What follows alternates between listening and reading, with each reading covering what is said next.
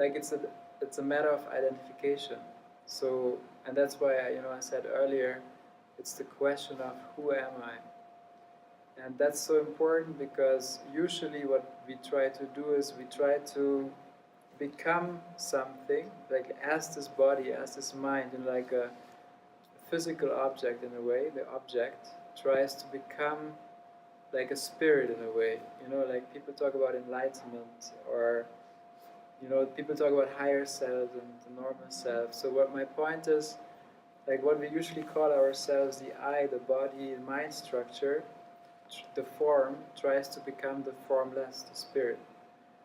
And in my eyes, that's not possible at all um, because I think we have never been that object. For me, what I see is we have always been the spirit in a way, or like what people in religions call God, or the formless. So, and it's a funny struggle in a way that we identify with this body mind. We think we are here, and at some point the big, I don't know, enlightenment or something happens, and then it's all good. The big solution is there. And I think that's exactly where in a way the fallacy is, because for instance another analogy would be, let's say people talk about to get into the moment, right? So people say, oh, the more I'm in the moment, in the present, the better I feel, and I should do that more, right? And I would challenge that and say it's actually not possible not to be in the moment, because what we are can never not be in the moment. So you see, if somebody comes to you and says, hey, you read this book, it says how to get in the moment. So you could have two options. One option is you read the book and you practice every day how to get more in the moment. But the other option would be to realize, when somebody comes to you and says, hey, read this book to get in the moment, you realize that what you are can never not be in the moment. So you see, it's a matter of identification, because what we usually identify is with, let's say, the thought system. The thought system can only be in the past and the future, the past and the future. And when we try to say, now I want to be now, the mind can never grasp the moment now. So the nature of the mind is to be in the past and the future, and also the body is in time. It happens in time. And I think that's one of the biggest fallacies in spirituality, that we try to get somewhere, like let's say we want to become spirit, or we want to become this enlightened person, as something that can never be spirit, but its essence of it is spirit already. So it's in a way, I'm not saying it's not possible to be enlightened. What I'm saying in that context is that we have always already been enlightened. So it's a different starting point. It's the same as if I said, what I said earlier, the object-subject, So usually what we think is, and that's a funny thing in a way, that usually, we identify with this body-mind, right? And we usually pretend as if that's the subject, So here I'm Benjamin, I'm the subject, and there's many other people, and there's objects. There's a chair, there's, another body, there's, I don't know, many different elements here. And then we usually act from a pretending subject to objects. And that's prone for failure in my eyes, because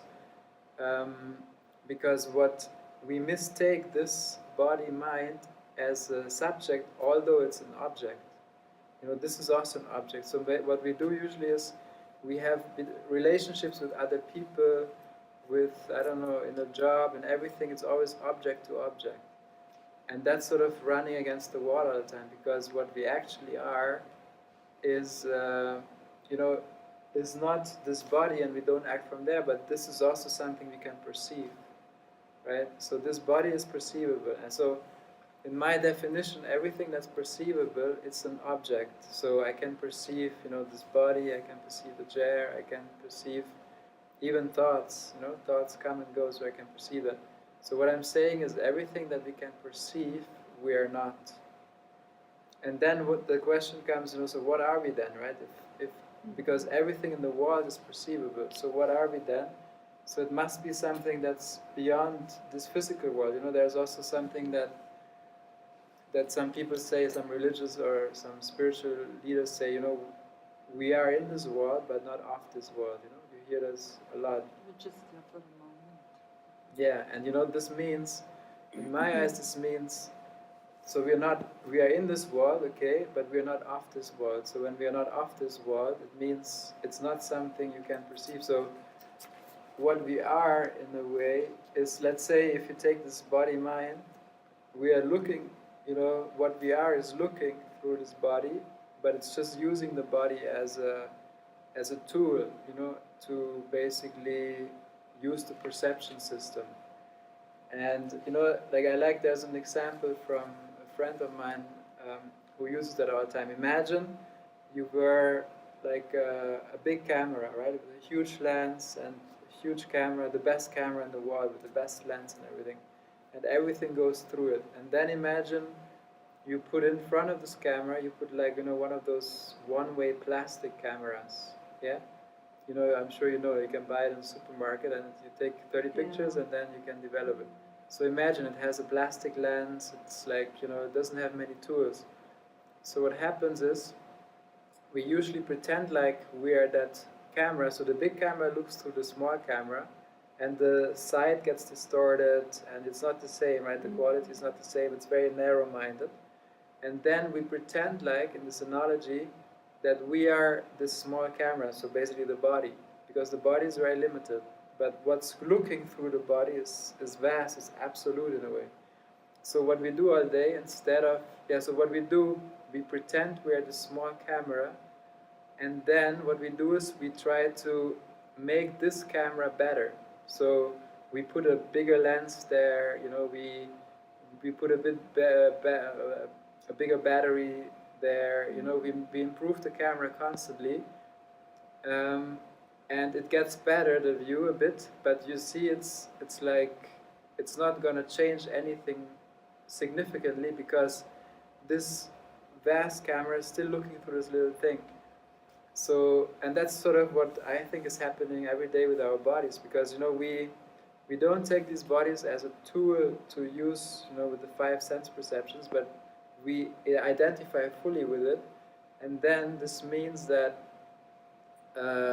that it's destined for failure, because when you take some object as a subject, it doesn't work. It feels like something is wrong, something deep inside is wrong. It feels like that. So instead of, you know, trying to calm our thoughts with, I don't know, meditation, doing yoga, going on retreats and stuff, which helps the body-mind, you know, and this example, the camera, but instead of doing this, it seems in a way ridiculous, because it's enough if we as the big camera would just stop looking, you know, through that small camera. That's enough. So we don't have to change anything in ourselves, but just to realize that we're not that camera, you know, in front of us. And for me, that's one of the biggest, you know, as I said, fallacies in spirituality, to realize what we truly are, and maybe first understand what we're not, you know, because, for instance, I also like the example of with thoughts. Like, you know, thoughts are very close to us, and it's something, as I told you, you can experience for yourself, right? So usually we think that the thoughts are from us and about us, you know, like we are, like usually we think we're the producer of thoughts, you know, we don't even question it because it's so natural. Thought system is going, and then automatically we think those thoughts are from me and about me. And I think, you know, and many people, they try to, I don't know, calm their mind, you know, through meditation or prayer or, you know, many different ways. And I think it's good for the body-mind to calm the thoughts, but then it's the same, that would be for me the small camera, improving the small camera. But the true change, the big change, comes from understanding that you're not that. So in that example, it would be that you don't start meditating, but that you understand, that you clearly see with your own eyes that those thoughts are not from you and about you, because that's the clue, you know. So instead of trying to meditate, you see that the thoughts are not from and about you, and then the glue that usually sticks to it goes away, and you're free from the thoughts, you know. Because usually what we try to do is, as this, let's say, as Benjamin, I try to become free as Benjamin, you know, but I think that's not possible. I cannot become free as Benjamin, but I can become free from Benjamin in a way, meaning, you know, this whole, it's like, you know, this whole action and everything still goes on, but there's a sense that I may not be that. And, you know, this is a sense, not a theory that I learned, but it's something like a first-hand experience, you know, that you realize in the moment you catch it, you're like, ah, okay, there's this thought coming and those movements in the body, but you have a very deep realization that that's not you, you know. It sounds weird, like when you hear it as a body, it sounds like, no, it doesn't make any sense. But when you hear it as, you know, what you are, it's like, yeah, obviously. So it's like, yeah, in a way, yeah, it's in a way a sense of perception, a different perspective in a way. And yeah, and I think that's one of the biggest, you know, fallacies when it comes to that. Yeah, exactly. So Wow. yeah, you can ask a few questions if you want, or No, it's very interesting actually how you see the I, you know. There's just, yeah, maybe one or two questions. You said, why do you say that the body is an object? because Okay. yeah, by definition is, you know, so my definition of objects is everything that's perceivable. So I give you an example. Let's say there's a chair, okay? Or anything, there's a chair. So that's an object, okay? Why is it an object? Because the chair, if I asked, you know, how do you know that the chair exists, is, why do you think the chair exists? Like, how do you know? Because the chair is an object. Yeah, or that let's was say, made by man, you know. It's an object. yeah, But but it yeah, doesn't have a brain. exactly. But let's say that man was, has a brain, you yeah, know, so we exactly. can control our, you know. And let's say, you know, you just used, let's say, second-hand information, meaning, you know conceptually a chair, but if you think about first-hand, meaning, you know, with your sense organs, so you know the chair is there because you can see it, Yeah. you can touch it, you know, that's your first-hand experience, right? Mm-hmm. And so, and another question would be, if you didn't have, you know, a sense of seeing or touching or smelling, would you know anything about the chair? Would you know it exists you firsthand, you know, not in a philosophical, but we wouldn't know, right? Exactly. No. So we wouldn't know. That way, we can say for sure, for certain, from a first-hand experience, we can say that the chair only exists within our perception, you know, within the five senses. Yeah, we could say that. So that means, if you think about it, the essence of the chair is made of perception. Because the chair does not exist on its own without perception. Yeah, it needs perception to exist, right? And that's already, I think, you know, a big insight to understand. Because what that means is that we usually take matter for granted. You know, that this chair is made of wood. Everything is like matter. You know, that's what sort of the scientists say. They find the atoms and all that stuff. And I would, like, it sounds crazy in a way, but I would question that. Because why? Because from our first-hand experience, we have never experienced an object, a chair, anything, without our sense perception, right?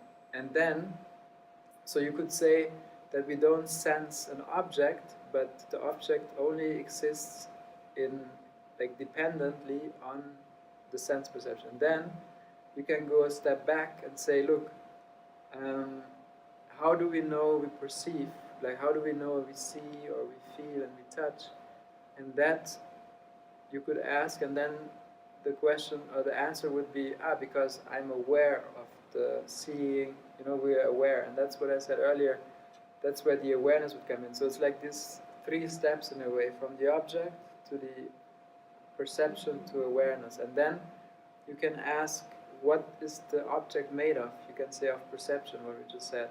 And then you can ask, what's perception made of awareness? So for me, that's sort of, you know, when it comes to the question, who am I? Then I realize, okay, the first thing I know about this is I'm aware, you know? There's some kind of awareness. I don't know who is aware, but there's like this getting this always on, it's always on. You don't have to practice awareness, When you wake up in the morning, you're aware, Of course, right? we're always aware, And that's sort of our nature, or even like, seeing. You don't have to practice seeing. Of course, nobody has to learn how to see because it's a natural thing. For me, that's like the most natural thing. Seeing, hearing, unless you have problems with the ears, that's a different thing. But you don't have to practice hearing. It's just there, it's always on. It's like, a thing that's on. So like to your question, why do I consider the body an object is exactly for that, because it's perceivable.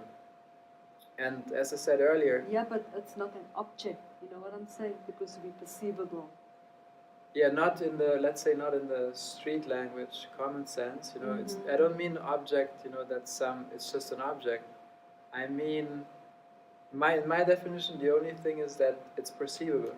Like, my definition, it's an object because it's perceivable. Now it's makes more sense, But, the big insight behind it is that, as I said earlier, the confusion, because usually we think we are the subject, I do this, but and that has consequences. In my eyes, that brings a lot of suffering, because if I think I'm a separate entity and I do this and this, it's a constant effort, and we can calm it down, but it's always like irritated in a way. And so I'm saying, we could entertain that maybe what we are is not the subject, but what we take ourselves to be is an object. But then what we are is not an object, of course. What we are is beyond. Like, So why are we perceivable? Why do you think we? Then you just explained it actually.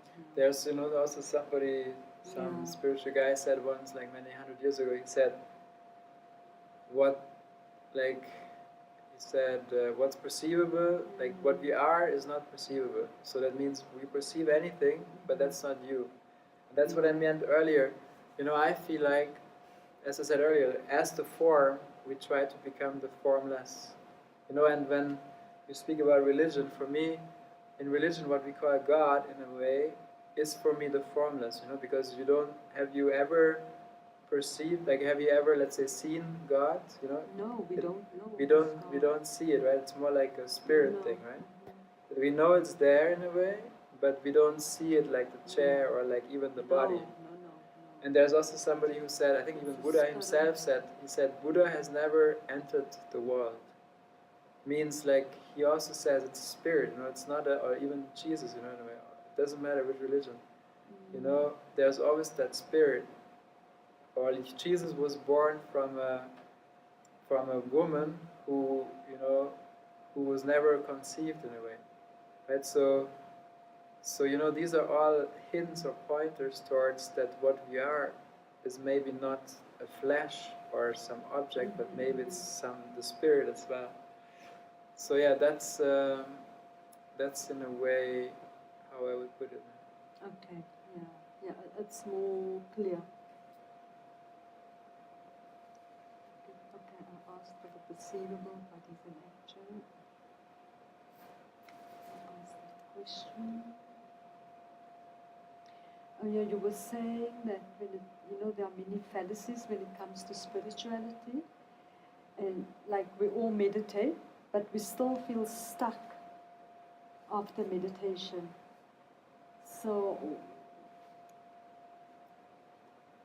because I meditate all the time, but I suppose each and every person is different when we meditate, and I'm coming back to the I, to me.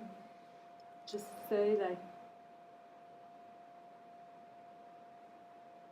I don't feel stuck after, for me it's more like it's helping me to get out of this stuck situation.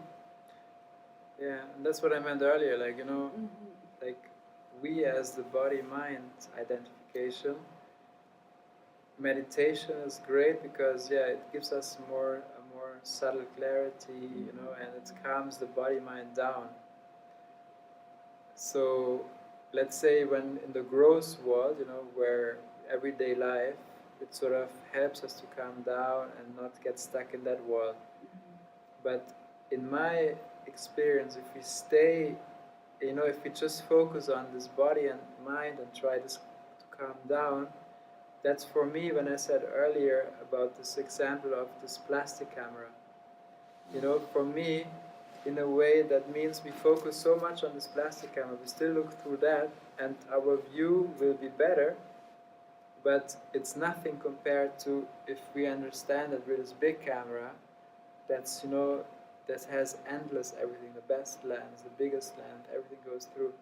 You see, so, and it's very hard for us to understand, because when we're in something, like let's say we identify with a small camera, and we identify with it, so we're in it, so we see everything from it, and we act from the perspective of that small camera. And then, of course, you need some kind of meditation to understand, whoa, that because your side is distorted all the time, and you need some balance, some to balance this out. So, and as I said, this will bring you somewhere, but my point would be, instead, like you can do both, right? You can do meditation there, but then at the same time also see that maybe you're not that needs meditation. Maybe you're the spirit or the formless, that doesn't need that. And that's, for me in a way, it's also important, is because that's always so. What we are, I think, what I'm talking about here, it's always the case for everyone. But we pretend many times that it's not the case. It's like almost like we're in paradise constantly, but we've forgotten about it. And then we try to come back home in a way. And some people are, let's say, more advanced or are more open to this idea, and some less, And then many times, we think, oh, look, I don't know, I'm doing great things, so I should, get unstuck now all the time, more. But as I said, as the camera, it's hard or impossible. But as this, it's always there. It's never been not like this, So to your question, is that what you said earlier. For instance, when you meditate, it's also good to ask, who am I? What is meditating, Or like when a thought comes, to understand where does this thought come from, you go all the way back to see, to trace it back, where does that come from? And then you realize maybe what you are is meditation in a way. There's no longer anyone who meditates in a way. It's like dropping that last thing in a way. I think we are just all maybe spiritual beings, We were all born probably with a soul, and the soul is linked probably with our emotions. So yeah, that's the other question, right? You speak about the soul, emotions, and emotions. For me, in these thoughts, in my eyes, are also objects and emotions as well. Why? Because in a way they're perceivable, right? Even subtle energy, when you go to a healer or something, for me is also something that we can perceive, right? You perceive emotions, and then for me the art is not to get lost in emotions, and and I think very importantly to understand that what we are can never be touched by anything. Like, I give you another analogy. The analogy is, let's say there's a blue sky and there's clouds, right? And for me a cloud would be like an emotion, would be a cloud, or a thought.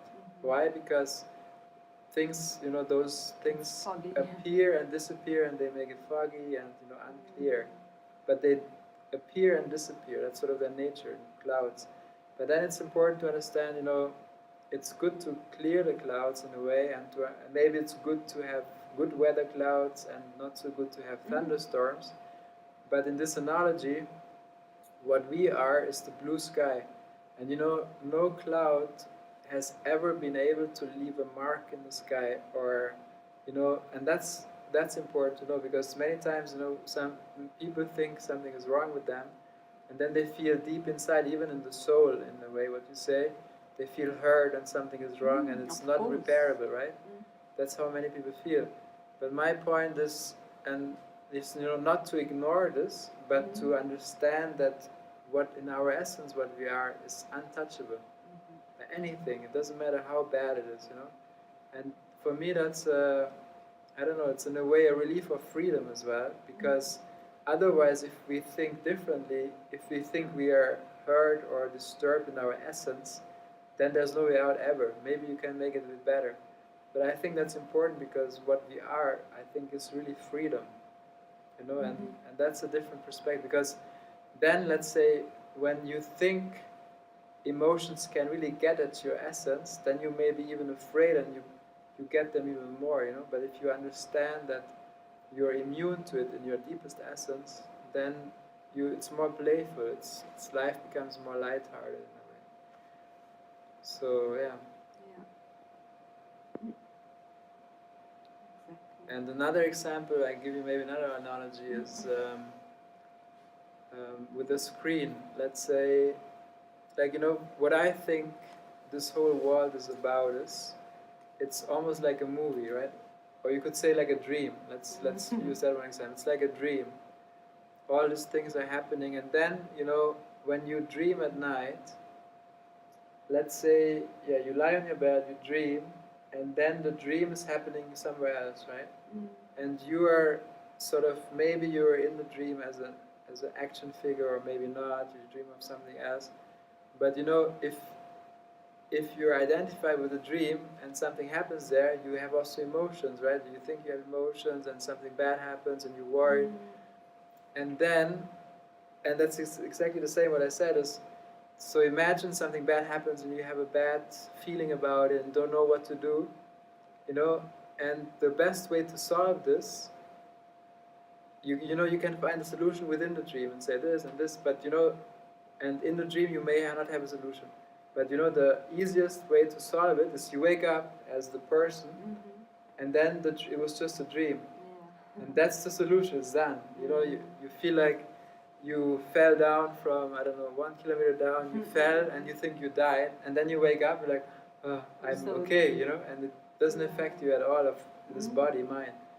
And in a way, that's what I think is happening. So if you look for yourself in the dream, you know, you won't find yourself there. It's a different world, it's a different time, different everything.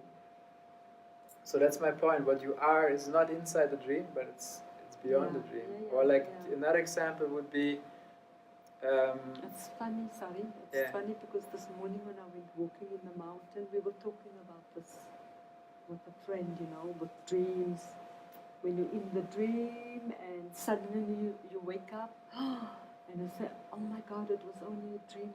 Yeah, exactly. Exactly, we were talking about this morning. And you know, when we are identified with that dream or the emotion, when we're in it, we are completely taken over by it, you know, and it's like we're not free anymore of it. We're acting from it. We think and we try to solve it on that level, but it's not possible. It's like Einstein once said, you know, you cannot solve the problems on the same level as they were sort of coming. Exactly. And that's exactly where we have to step back and be like, okay, well, maybe I'm not that, you know. And then the other example is, let's say there's a screen, right, in the movie theater, or like a TV, let's say a TV screen. And then, so there's a lot of actions happening on the screen, the movies and the action figures and sound and everything. Okay. And that's sort of representing the world that we live in. And what we usually identify with is one of the action figures. You know, Benjamin would be part of the movie, and identify with that. But what we forget sometimes is that the movie is not possible without the screen. So in this example, you know, what we are is not anything that's playing in the movie, but we are the screen. And the screen can never be touched by the activities. You know, let's say some explosions are happening, love stories, whatever that is happening, the screen does not get affected by any of the actions, right? Yeah. But the movie needs the screen to be there in the first place. Yeah. So that's what I think is happening here. What we are is you know, is the platform, is everything what we are. And what's just happening here with the bodies, with the people, it's just the actions, and so many things are happening. And you know, that's the thing, as soon as we pretend as the screen to step into the movie, then as an action figure, then we're part of this, you know, then of course, then we have ups and downs, and this happens and this and suffering, a lot of suffering. But as soon as we realize, hey, maybe we are holding the space for this movie to happen, but maybe we are not one of the action figures, then we are free, you know. And that's for me true freedom, because you know you could reach a lot of freedom within the movie, you know. So let's say within the movie you meditate, you get away from all these actions happening, you get a small room in the nature or something. Within the movie you can try to be calm, but still something is going to happen and you're like, whoa, you know. But what I'm saying is we can only get immune to all of this or free from it when we realize we're not in it, you know. We're not in the movie. We're the screen. And that's for me true freedom, you know. Because anything else is just a lot of effort, you know, a lot of suffering. Yeah, well, we are free beings, you know. Yeah. It's what we make out of ourselves. Exactly. I think, that's our nature, you know. This exactly. freedom, this love, this joy, exactly. this peace. Also, what I think is important to understand is, you know, we always look for peace of mind somehow, right? Yeah. That's the saying. Yeah. I need a peace of mind. Yeah, exactly. And you know, in my eyes, what we usually try to do is we try to calm the mind, and then we think we found peace of mind, but it's a fabricated peace of mind. It's still of the mind, you know. And because then we try to keep it. Let's say you have an epiphany or you have a great moment where you're very calm, and then in a way, even a subtle way, we try to hold it and keep it, and then it requires effort. But that's not peace of mind. That's let's say a peaceful mind, you know. But peace of mind, in a way, in this example is, or the peace we're talking about here, is not related to mind, you know. It's beyond it. It's always there, and that's also another thing, you know. We don't have to achieve freedom, as you said. It's always there. That's sort of our essence, our nature. And if we try to, you know, there's also saying, what's looking is what we're looking for. It's like closing this. It's like, because we usually look for something. There's a seeking for peace, for harmony, for joy, for something, right? So we're always in a way seeking, and we always try to usually seek it outside, you know, in the world out there. But I think, and what it's saying is what's looking, so what's looking is what you're looking for. So in a way, you see, what's looking is what you're looking for, but in a way it's like the carrot, you know, example. You put a carrot here on the back, and then you always run to find the carrot, but in a way, we don't see that trick, you know, it's like a trick. So that's in a way funny, but also in a way sad, because there's a lot of suffering involved. But once we see that, then I think, you know, then it's not just that we are freedom, then we also experience it.